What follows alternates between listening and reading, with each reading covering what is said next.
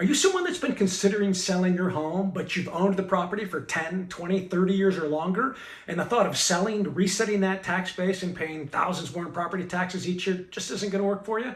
Have you heard of Prop 19 and how it recently changed the Prop 60 and 90 laws that were in effect this last year?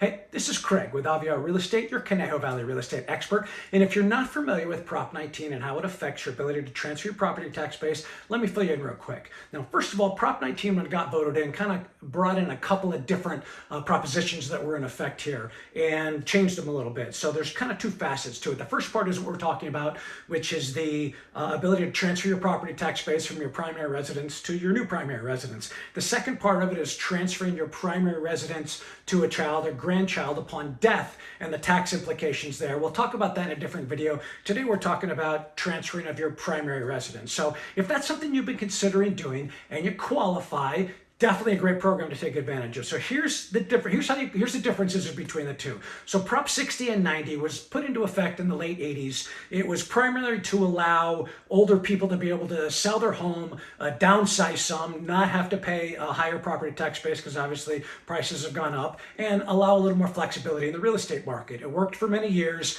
but it did have some limitations to it. So in 2020, the new law came into effect. It was voted in. It changed things a little bit, and here's how they're different and they benefit us now. So Prop 6090 originally, to qualify, you had to be 55 years or older or disabled. Prop 19, still 55 or older and disabled, but now if you've been the victim of a fire or a flood natural disaster, you can transfer your property tax base as well. A lot of that going on recently and a lot of people not aware of it. So if you know somebody in that situation, share this video with them. They might not know. Definitely a good benefit. To add, with the original Prop 6090, you could only transfer your property tax base one time. With the new Prop 19, you can do it as many as 3 times, so allows you the ability to move more often. In addition, Prop 6090, you had to transfer your property tax base within 11 participating counties, very limited in the state of California. Now with Prop 19, open to the entire state, certainly more flexibility there to allow you to.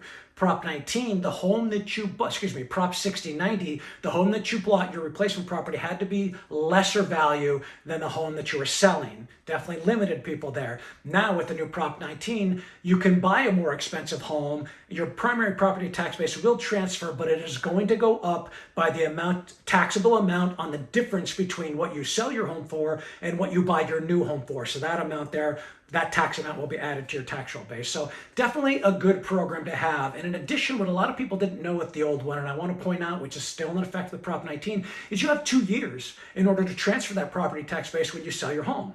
So long as you qualify when you sell it, you can wait 2 years before finding that replacement property and transferring that property tax base. So a ton of flexibility there. So if you guys have more questions about Prop 19, how it would work for you, the situation going on with the market, maybe what your home might sell for, please feel free to let me know. I'm happy to help. And remember, guys, in this crazy market, now more than ever, who you work with matters and experience counts. So keep that in mind when hiring or referring your next realtor. Thanks, everyone. I'll talk to you soon.